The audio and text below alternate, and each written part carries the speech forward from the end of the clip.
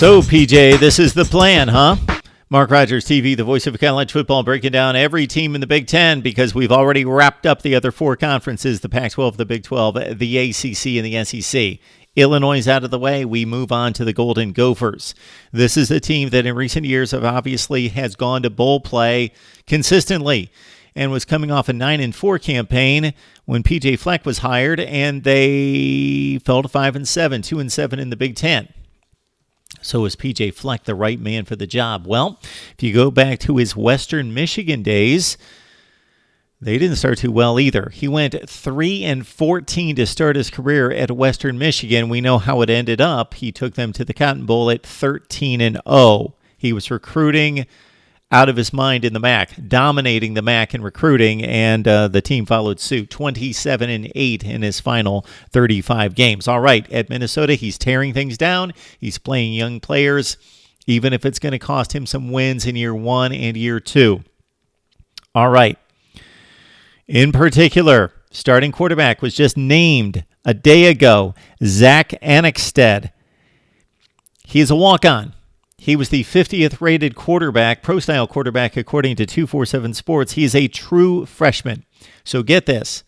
Based on everything I could find, he is apparently just the second true walk-on to start as a freshman on opening day for any team for a BCS or Power 5 conference other than one guy. And that guy won the Heisman Trophy last year, Baker Mayfield, not at Oklahoma, but at Texas Tech.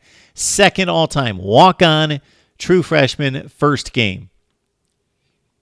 There he is, Zach Annexstad. So PJ Fleck made this comment. He said that this was the toughest decision, most difficult decision that he has had as a college football coach, naming his starting quarterback. So I don't necessarily know if that's a good thing, considering how poor the play was at that position for Minnesota last year, and that they had a walk-on win the job over Tanner Morgan, a redshirt freshman. So both guys inexperienced, and both guys rated about 45th to 50th in the nation in the pro-style set. One in 2017, the other just a few months ago, 2018. So Annexstad will start in game one against New Mexico State. All right, the rest of the offense needs to help him out. First, it starts with the guy that runs the offense, offensive coordinator Kirk Shiraka. Okay, so he was brought over by PJ Fleck because he ran the offense at Western Michigan with Zach Terrell and Corey Davis. Davis, obviously a stud, has moved on to the NFL. Zach Terrell, very effective. The run game in Minnesota used to be dominant. It was still fairly effective last year, but they had to run against 8-man boxes because the passing game was putrid. Rodney Smith is back. He gained almost 1,000 yards last year at 977 and 3 touchdowns. 2 years ago, when the offense was more effective, Rodney Smith ran for 16 touchdowns in 2016. He's back. He's going to have to split some carries, though, with Muhammad Ibrahim. You've got Dominic London as well vying for carries. The offensive line should be pretty good. You've got a senior tackle in Donnell Green. Connor Olson's a good player, and also Sam Schluter. Minnesota pretty fortified along the offensive front. It underperformed last year, but they've got some decent players with experience. Tyler Johnson at wide receiver, boomer bust guy. Goes downfield, catches big passes, but his target percentage in terms of receptions for the times that he's targeted, not very high, just barely 50%. 35 catches, 677 yards. So do the math. It's almost 20 yards per reception, 7 touchdowns. They only threw 9 touchdowns at Minnesota last year. He had 7. He's going to need some help from Philip Howard. You also have sophomore Demetrius Douglas, a pretty high recruit for the Golden Gophers. Both of those guys had 11 catches last year. All right, PJ Fleck and Minnesota's offense needs to get better. It ranked just 110th in the nation in scoring last year at 22.1 points per game. They were shut out the last 2 games against Purdue and Wisconsin is 70-0. And PJ Fleck said it when he announced the decision of Annexstad that leadership, playmaking, ability, decision-making, ball protection, all factored in, and this was the guy. All right, let's get to the defense for the Golden Gophers.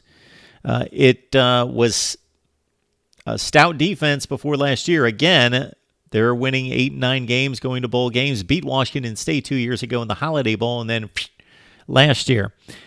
They went from 19th in the nation in the S&P Plus rush defense, 19th 2 years ago, to 102. They still have some decent players coming back.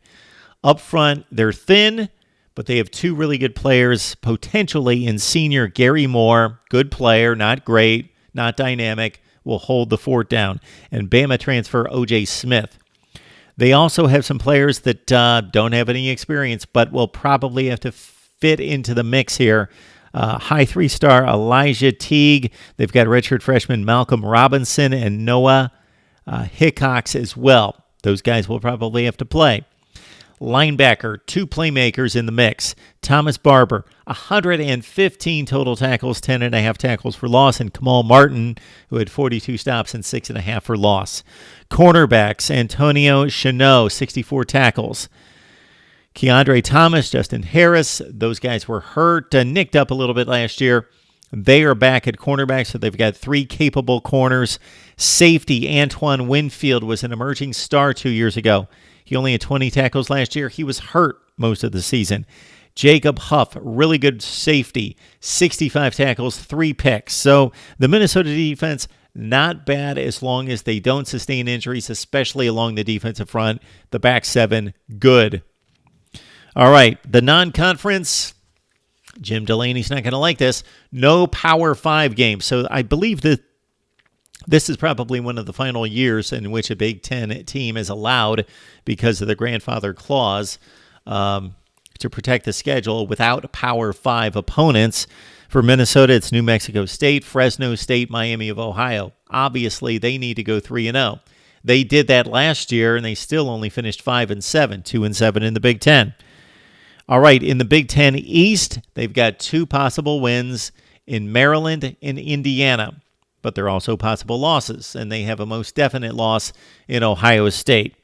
What I believe the Golden Gophers have with a true freshman at quarterback, with limited playmaking on the outside, aside from Tyler Johnson, a good, decent defense, about mid-tier Big Ten defense, but a awful offense that probably won't be much better than what it did last year, which was 110th in the nation in scoring. 4-8 for Minnesota, 2-7 in the Big Ten. So yes, I am predicting Minnesota will lose one of those 3 games. Fresno State most likely would be the one to knock off the Golden Gophers. Leave your record on Minnesota football down in the comments section. Please like, comment, subscribe if you watch the videos, whether you watch a ton of them or are locked on any particular team or conference, but you visit Mark Rogers TV. Please like and comment, and also subscribe, because it helps build the platform. It helps the search engine and get us on the map and get us going toward bigger and better things so we can provide better content for you. Peter Burns is coming up on Tuesday night. If you're watching this on August the 28th, 9:45 Eastern Time, for a live stream. Peter Burns of the SEC Network. Subscribe to our newsletter, weekly newsletter, which starts Monday, September 3rd. We will load you down with all sorts of stats and trends and facts from the weekend, plus my take on college football and a channel update each week. Just send your email to markrogerstv@gmail.com. We'll be back with more from the Big Ten Western Division very soon.